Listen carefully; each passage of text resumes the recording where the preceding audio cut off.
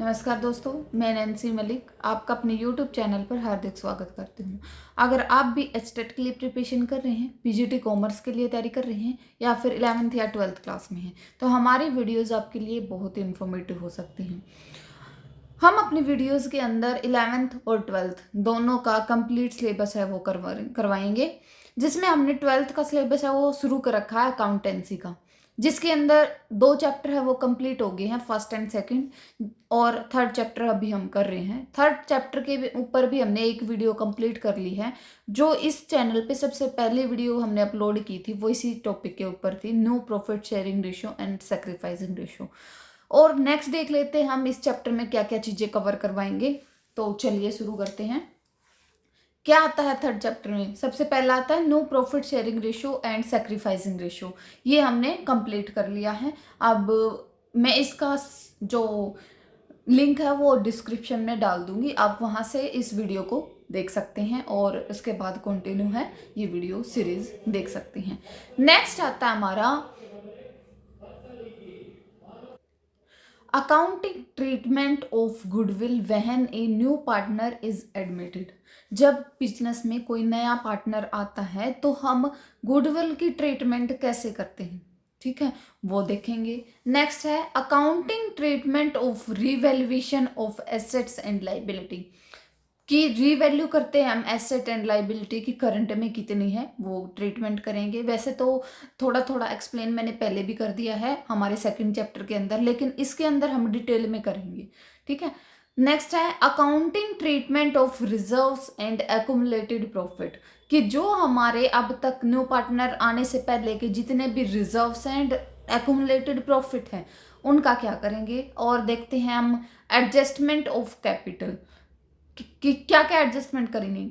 Determining the new partner capital on the basis of combining of old partner, कि जितने हमारे old partner है ना उनके बेस पे हम डिटरमाइन करेंगे हमारे न्यू पार्टनर की कैपिटल। और adjusting the capital of old partner on the basis of capital of new partner. अब न्यू पार्टनर जब आएगा ना उसके बेस पे भी हम क्या करते हैं, ओल्ड पार्टनर की कैपिटल को एडजस्ट करते हैं। जरूरी नहीं है कि जो नया पार्टनर आएगा उसी की वो जो कैपिटल है वो एडजस्ट करी जाएगी, उसी के बेस पे क्या नाम है न्यू प्रॉफिट कैपिटल है वो डिसाइड करी जाएगी। नहीं, न्यू पार्टनर जो कैपिटल लेके आएगा ना उसके बेस पे भी हम ओल्ड पार्टनर की कैपिटल को एडजस्ट करते हैं। तो ये सारे टॉपिक हम अपने इस चैप्टर के अंदर करने वाले हैं।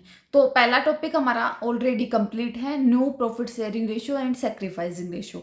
अब हम चलते हैं अपने सेकंड टॉपिक पे, accounting treatment of goodwill when a new partner is admit, ठीक है। तो चलिए शुरू करते हैं।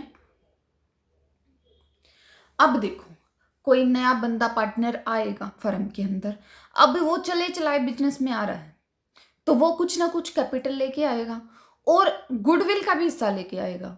गुडविल का क्यों मैडम? क्योंकि भाई अब कोई बंदा पिछले सालों से उस एक बिजनेस के अंदर मेहनत कर रहा है, उसने कुछ नाम कमा रखा है। अब आते हुए मान लो हम बिजनेस शुरू करते हैं तो क्या उसमें शुरू में ही हमें प्रॉफिट आने लग जाता है? नहीं ना। तो जब जैसे जैसे टाइम गुजरता है वैसे वैसे किसी बिजनेस में किसी फर्म का नाम बनता है। अब नाम बनता है तो आने वाला पार्टनर मान लो 1-2 साल 3-4 साल हो लिए बिजनेस में चले, तो आने वाला पार्टनर तो सिर्फ कैपिटल लगा के, जितने पहले वाले बंदों ने लगा रखी थी कैपिटल उतनी ही कैपिटल लगा के और शुरू से ही ज्यादा प्रॉफिट कमाने लगेगा। लेकिन जो पहले वाले बंदे हैं जिन्होंने बिजनेस शुरू किया था उनको तो लॉस होगा इस तरीके से, क्योंकि उन्होंने शुरू में जो प्रॉफिट मिला है वो कम मिला है। अब उन्होंने मेहनत करी है उस बिजनेस के अंदर, अब जाके ज्यादा प्रॉफिट होने लगा है क्योंकि उन्होंने नाम कमा लिया है। अब आने वाला बंदा तो सीधा इन्वेस्ट करेगा, कैपिटल लगाएगा और बल्ले बल्ले उसकी तो। लेकिन जो पुराने पार्टनर है ना वो बोलते हैं भाई हमने काम कर रखा है इस बिजनेस में और नाम कमा रखा है, नुए थोड़ी तने हिस्सा दे देंगे आते ही। तो वो क्या करते हैं, वो बोलते कि भाई हमने जो नाम कमा रखा है ना उसके लिए तू भी पे करेगा, ठीक है। तो वो गुडविल होती है। और उस गुडविल के लिए जब नया पार्टनर आता है ना, तो उस गुडविल के में भी हिस्सा उसको देना पड़ता है। उसे बोलते हैं गुडविल। जब नया पार्टनर आएगा तो उस केस में वो गुडविल का भी हिस्सा कुछ ना कुछ लेके आएगा। तो उसका अकाउंटिंग ट्रीटमेंट कैसे होएगा? अब हमारे लिए ना 3 सिचुएशन हो सकती हैं। पहली सिचुएशन क्या है? पहली सिचुएशन हमारे लिए when the amount of goodwill paid privately. अब आने वाला बंदा क्या सोचता है? कहता है भाई क्यों जंजीले में पड़ो हो तुम, मैं गुडविल का हिस्सा लेकर आऊंगा, तुम अपने बुक्स में एंट्री करोगे, इससे अच्छा बार की बार निमेड़ लेवा। जो मैं गुडविल का हिस्सा लेकर आया ना, तुम प्राइवेटली बांट लो। कि बिजनेस से आउटसाइड उन्होंने प्राइवेटली बातचीत करके वो हिस्सा दे दिया कि भाई ले, ये तेरी हिस्सा है, ये तेरा हिस्सा है और ये तेरा है। वो किस हिस्से में बांटेंगे? ओल्ड प्रॉफिट शेयरिंग रेशियो उनकी जो थी ना, जो पहले जो उन्होंने डिसाइड कर रखा था कि भाई इतना प्रॉफिट, मान लो इक्वल मान लेते हैं कि जो पहले वाले बंदे उन्होंने डिसाइड कर रखा था कि वो सारी इक्वल प्रॉफिट शेयरिंग रेशियो रखेंगे। तो जो वो गुडविल लेके आएगा ना, वो प्राइवेटली अगर देता है तो वो ऐसे की ऐसे बार की बार इक्वल दे देंगे। ठीक है, उसके लिए कोई एंट्री नहीं की जाएगी। ठीक है, क्वेश्चन में आपका मेंशन होगा कि प्राइवेटली दिया है या फिर वो हिस्सा कैश में लेके आया है और बिजनेस में ही रखा है या बिजनेस में नहीं रखा है, वो आगे सेकंड केस के अंदर बनता है। तो अगर कोई पार्टनर, न्यू पार्टनर आता है और वो अपनी गुडविल का हिस्सा प्राइवेटली ओल्ड पार्टनर को देता है, तो उस केस में कोई भी एंट्री है वो नहीं की जाएगी। समझ गए? अब सेकंड केस क्या होता है? When the new partner bring his share of goodwill in cash. ठीक है, अगर वो कैश बिजनेस के अंदर लेके आता है तो क्या होएगा? इसमें ना 2 केस बनेंगे हमारे, देख लीजिए कौन से केस बनेंगे। पहला केस है when the amount of goodwill brought in by the new partner is retained in the business. कि जो वो गुडविल लेके आया, तो उन्होंने, जो पार्टनर पहले एग्जिस्ट करते थे, उन्होंने सोचा कि भाई ये गुडविल हम अपने बिजनेस के अंदर रखेंगे, हम इसमें से हिस्सा बाहर नहीं निकाल लेंगे। ठीक है, तो गुडविल लेके आने की एंट्री होगी और पार्टनर्स के कैपिटल अकाउंट में चले जाएगा। वो जो भी गुडविल की अमाउंट है वो उनके खाते में चली जाएगी, कैपिटल अकाउंट में, ओल्ड पार्टनर के कैपिटल अकाउंट में। सेकंड केस क्या होता है कि when the goodwill brought in by the new partner is withdrawn by the old partner. वो पुराने पार्टनर कहते हैं भाई ले आ तू, हमने जरूरत है पैसे की, हम तो बिजनेस में नहीं रखेंगे, हम तो अपना पैसा बाहर निकाल लेंगे। ठीक है, तो 2 केस होंगे। अब दोनों की एडजस्टमेंट एंट्री, वो एंट्रीज देख लेते हैं क्या क्या एंट्री होगी। एक एंट्री तो किसकी होगी? कैश आने की, गुडविल लेके आया है। ठीक है, दूसरी एंट्री क्या होगी? अगर वो बिजनेस में रखता है तो उसके कैपिटल, पार्टनर्स के कैपिटल अकाउंट में आएगी, और अगर वो विड्रॉल करता है तो कैश को कैपिटल अकाउंट से निकलवाने की एंट्री होगी। तो 3 एंट्री हमारी बेसिकली होंगी। ठीक है, तो पहले केस में क्या एंट्री होगी? पहला केस हमारा क्या आता है? जब न्यू पार्टनर बिजनेस में लेके आता है गुडविल और बिजनेस के अंदर ही रखता है, तो उस केस में हमारी क्या एंट्री होगी? पहला है कैश आया है तो कैश अकाउंट, कैश या बैंक अकाउंट डेबिट होएगा। हमें पता है कैश अकाउंट कौन सा अकाउंट होता है हमारा? Real account. ठीक है, एसेट है हमारी। तो कैश आया है तो रियल अकाउंट की क्या एंट्री होती है हमारी, क्या नियम होता है हमारा? Debit what comes in, debit शायद, debit the receiver, credit the giver, debit what comes in, credit what goes out.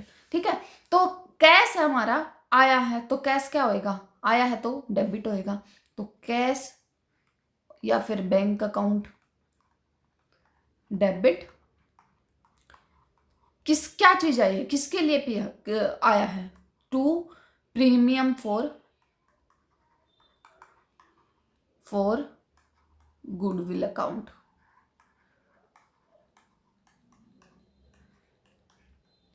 ये एंट्री होगी हमारी। प्रीमियम, शायद प्रीमियम की स्पेलिंग मिस्टेक हो रही है, करेक्ट कर लेना भाई, स्पेलिंग मिस्टेक है प्रीमियम की। तो कैश या bank account debit to premium for goodwill account, PRE आएगा यहाँ, प्रीमियम, ठीक है। तो कैश और बैंक अकाउंट डेबिट क्योंकि कैश आया है, और प्रीमियम फॉर गुडविल किसके लिए आया है, गुडविल की प्रीमियम से आया है, ठीक है। नेक्स्ट क्या एंट्री होगी हमारी, अब जो गुडविल आई है वो पार्टनर्स चाहते हैं कि वो बिजनेस के अंदर ही रखेंगे और वो जो गुडविल है उनके कैपिटल अकाउंट में ट्रांसफर कर दी जाए। तो कैपिटल अकाउंट में जब कोई बंदे की किसी भी पार्टनर की इनकम बढ़ती है तो किस साइड जाएगी, क्रेडिट साइड। तो क्या चीज क्रेडिट होगी, पार्टनर्स कैपिटल अकाउंट। पहले क्रेडिट देख लेते हैं, to partners capital account,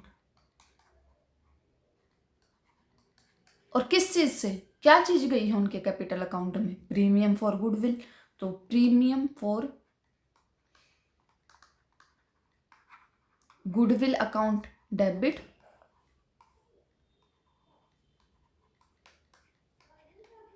to partners capital account. Clear है, अगर कुछ डाउट है तो आप मेरे को कमेंट सेक्शन में वो पूछ सकते हैं। अब नेक्स्ट एंट्री क्या होती है, सेकंड केस क्या था, जब वो अगर पार्टनर्स उस कैपिटल को निकाल लेते हैं तो किस साइड, कैश है वो गया है तो सबसे पहले कैश क्या होएगा, क्रेडिट होएगा टू कैश और बैंक अकाउंट। कहाँ से गया है, कैपिटल अकाउंट से, तो पार्टनर कैपिटल अकाउंट डेबिट हो जाएगा। क्लियर है, partners capital account debit to cash और बैंक अकाउंट, क्योंकि वो अमाउंट है जो कैश की गुडविल में लेके आया था वो पार्टनर्स ने निकाल ली है, ठीक है। ये केस हमारा बनता है।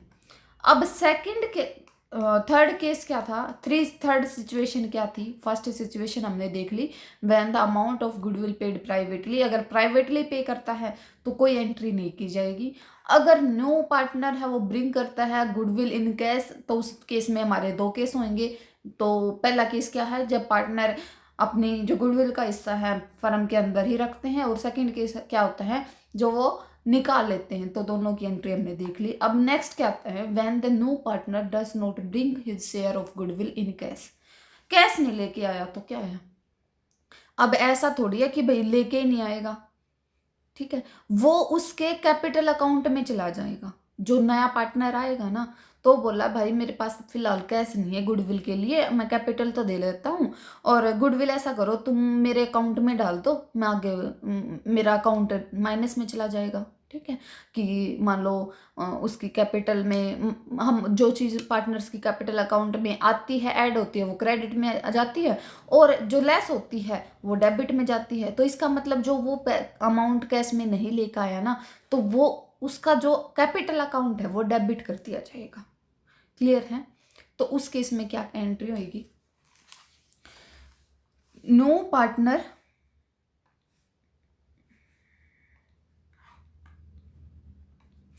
New partner current account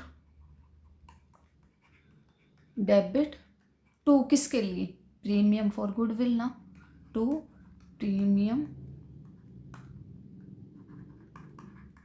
for goodwill.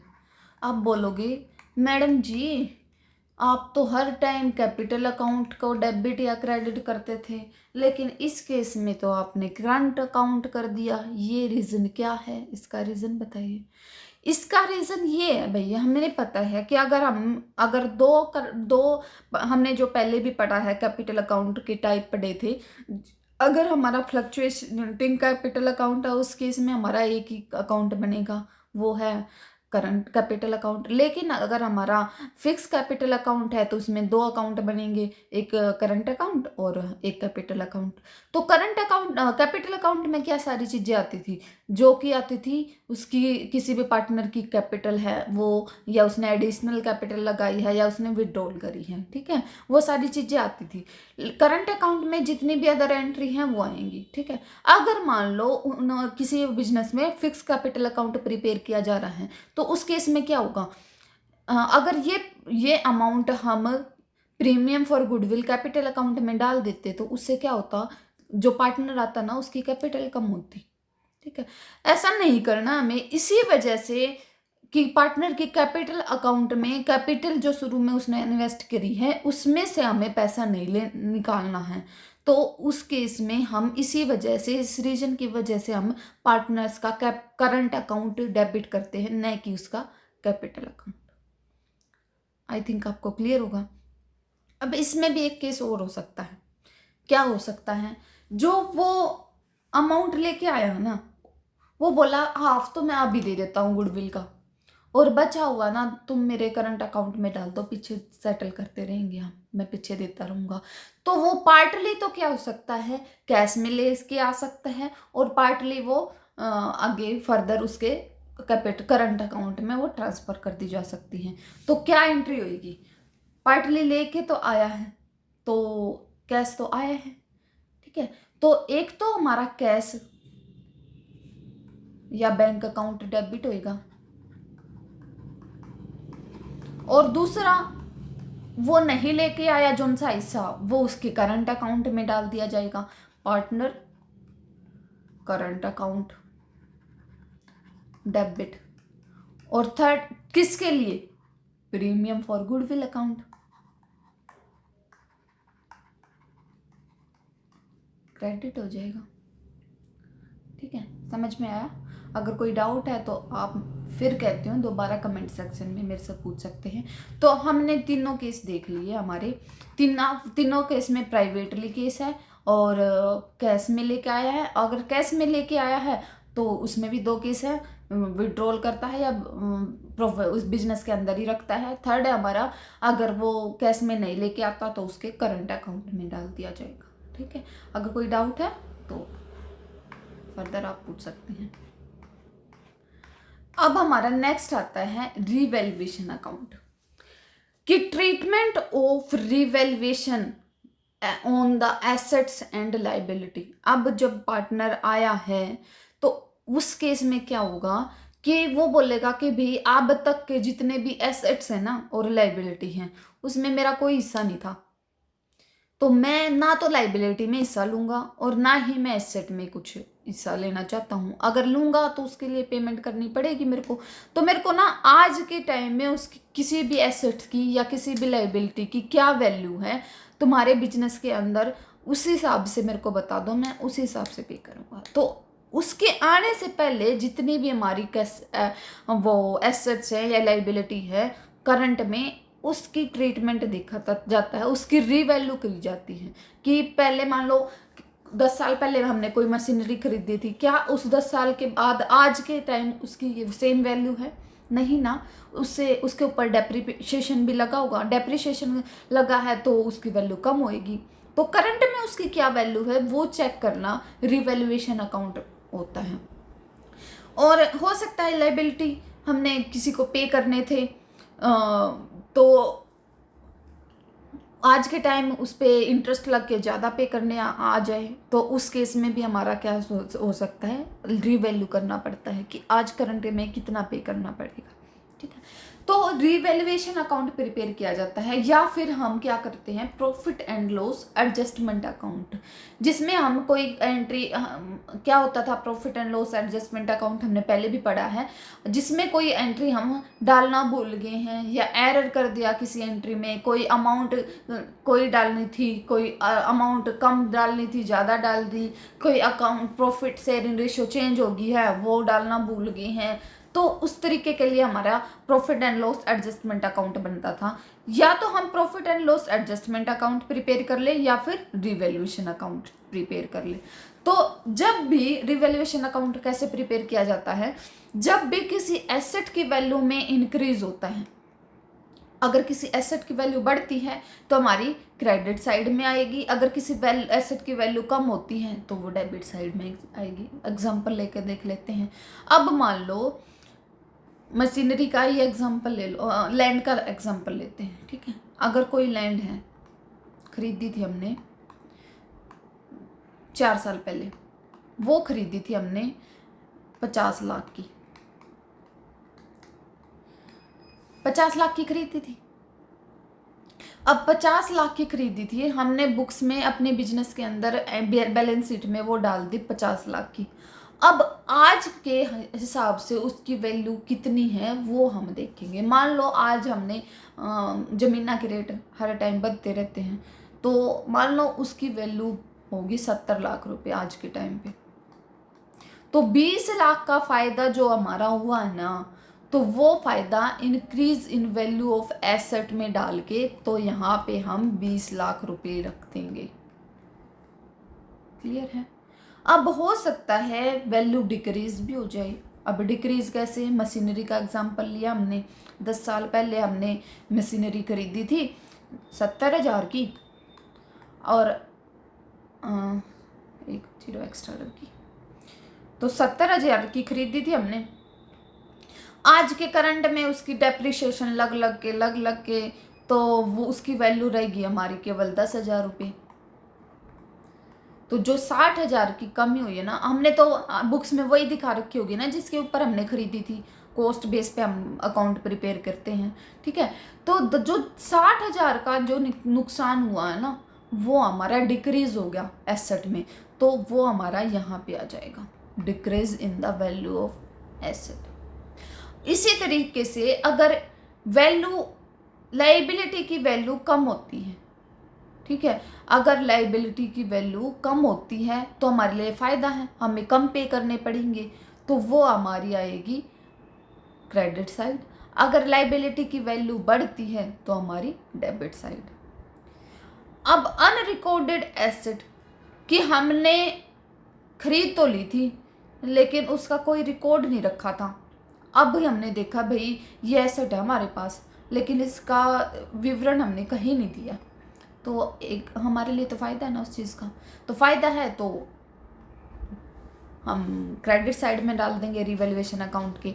अगर इसी तरीके से अनरिकॉर्डेड लाइबिलिटी है कोई, वो भी हमारे लिए नुकसान है, तो वो हमारा डेबिट साइड में आ जाएगा। By loss on revaluation transfer to old partner capital या करंट अकाउंट, इस साइड का जो वो है टोटल करेंगे और इस साइड का टोटल करेंगे। अगर इस साइड का टोटल एक्स्ट्रा है तो वो लॉस होगा ना पार्टनर्स के लिए, ठीक है। जो चीज़ देनी ज़्यादा आ रही है, लेनी कम आ रही है, तो जो बैलेंस बचेगा वो लॉस ही तो कहलाएगा, ठीक है। तो जो लॉस होएगा वो इधर रखा जाएगा। और to gain on revaluation transfer to old partner capital या करंट अकाउंट, ठीक है। जो हिसाब होगा ना, जो या तो बचेगा या देना आएगा या लेना आएगा, तो वो सारा कैपिटल या करंट अकाउंट में डाल दिया जाएगा पार्टनर्स की। अगर इस साइड का बैलेंस ज़्यादा है और इस साइड का कम है, तो जो बैलेंस बचेगा वो प्रॉफिट बचेगा, वो प्रॉफिट पार्टनर्स के कैपिटल या करंट अकाउंट में ट्रांसफ़र कर दिया जाएगा, ठीक है। अगर कोई डाउट है तो आप मेरे से दोबारा पूछ सकते हैं। तो हमारा लेक्चर यहीं पे समाप्त होता है, ज़्यादा लंबी वीडियो हम नहीं रखेंगे। अब नेक्स्ट टॉपिक जो हमारा आएगा, जो बचता है, accounting treatment of setting I think profit and accumulated profit and किसका रहता है, रिजर्व्स एंड एक्यूमुलेटेड प्रॉफिट आएगा। और नेक्स्ट आता हमारे ये 2 टॉपिक, ये हम नेक्स्ट वीडियो के अंदर तीनों के तीनों टॉपिक एक ही वीडियो में कवर करवा देंगे, ठीक है। तो धन्यवाद। अगर आपने अभी तक चैनल को सब्सक्राइब नहीं किया है तो प्लीज़ सब्सक्राइब कर लीजिए और वीडियो पसंद आई हो तो लाइक कीजिए। धन्यवाद।